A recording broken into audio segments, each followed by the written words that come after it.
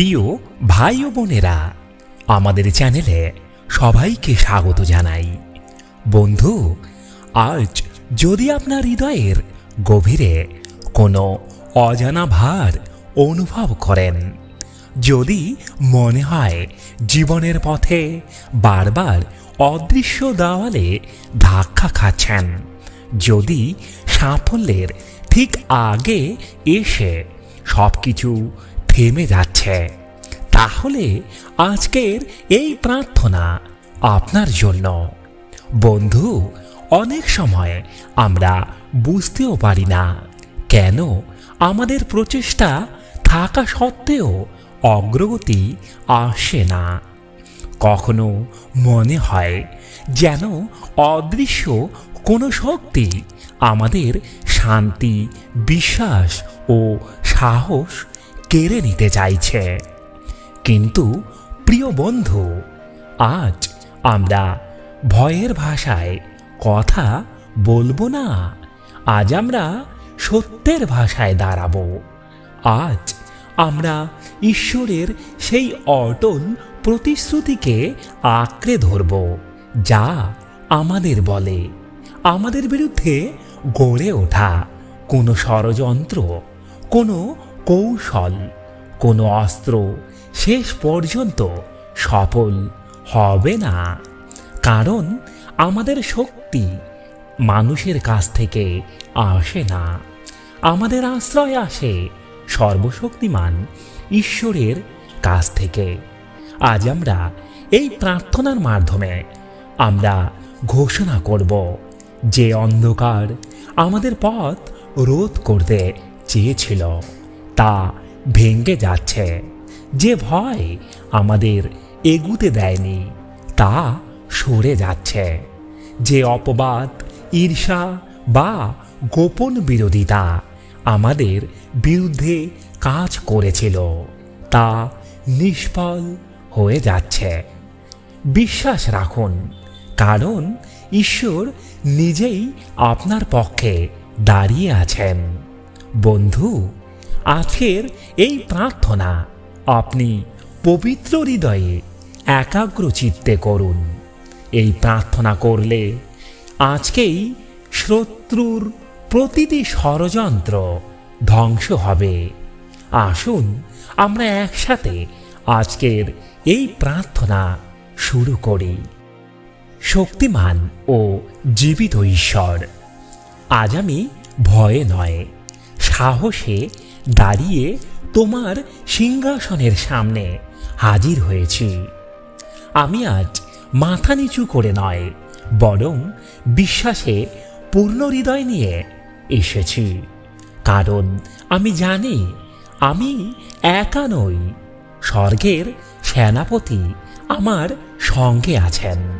পিতা, আজ আমি ঘোষণা করছি, যে কোনো গোপন আক্রমণ, যে কোনো অদৃশ্য ষড়যন্ত্র, যে কোনো শত্রুর পরিকল্পনা এই মুহূর্তে ভেঙে পড়ুক। যেসব শক্তি অন্ধকারে আমার বিরুদ্ধে কাজ করেছিল, আজ তারা প্রকাশিত হোক এবং সম্পূর্ণরূপে ধ্বংস হোক। প্রভু, আমি ক্লান্ত হয়ে তোমার কাছে আসিনি, আমি বিজয়ের প্রত্যাশা নিয়ে তোমার সামনে এসেছি। কারণ আমি জানি, যেখানে তোমার আলো প্রবেশ করে সেখানে কোনো অন্ধকার টিকে থাকতে পারে না।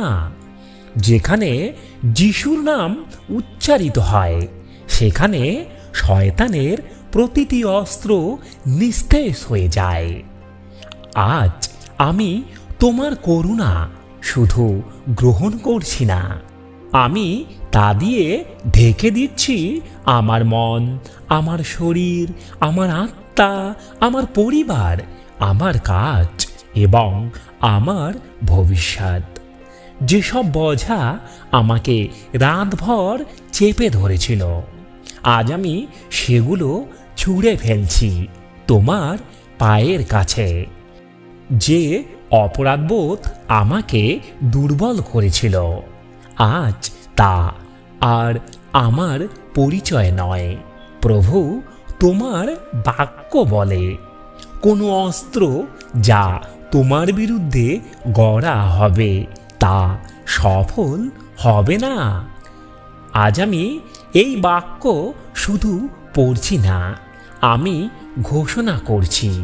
আমার বিরুদ্ধে বানানো প্রতিটি কথা, প্রতিটি চক্রান্ত, প্রতিটি অপবাদ আজই নিষ্ক্রিয় হয়ে যাক।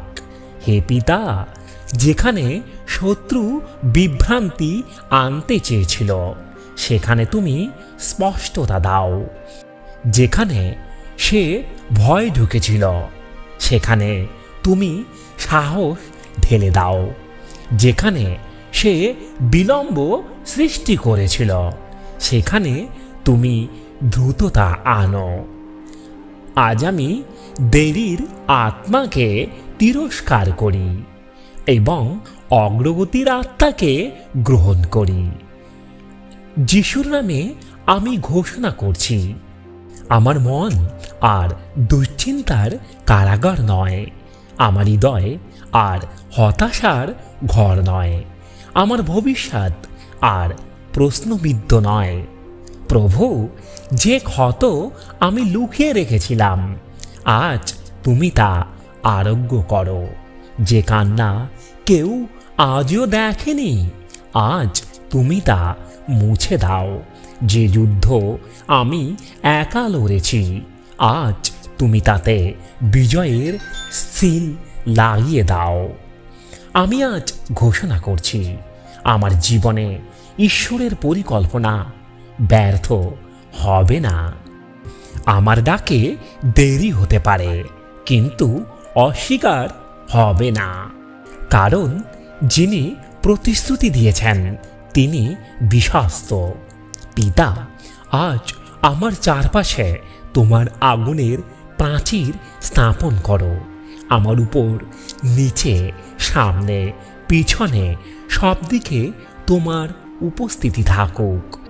যে দরজা তুমি খুলেছ তা কেউ বন্ধ করতে পারবে না, আর যে দরজা তুমি বন্ধ করেছ তা কেউ খুলতেও পারবে না। আজ আমি আমার অতীতকে ক্ষমার মাধ্যমে মুক্ত করছি, বর্তমানকে বিশ্বাসের হাতে তুলে দিচ্ছি, আর ভবিষ্যৎকে তোমার ইচ্ছার সঙ্গে সিলমোহর করছি। প্রভু, আমাকে এমন একজন মানুষ করো যে আঘাত পেয়েও ক্ষমা করে, যে প্রত্যাখ্যাত হয়েও ভালোবাসে, যে পরীক্ষার মধ্যেও প্রশংসা করতে জানে। আজ আমি সিদ্ধান্ত নিচ্ছি, আমি ভয়ে নয় বিশ্বাসে চলব। আমি অভিযোগে নয় কৃতজ্ঞতায় কথা বলবো। আমি পরাজয়ে নয় বিজয়ে দাঁড়াবো। প্রভু যিশুর নামে আমি এই প্রার্থনাটি করছি। আমেন।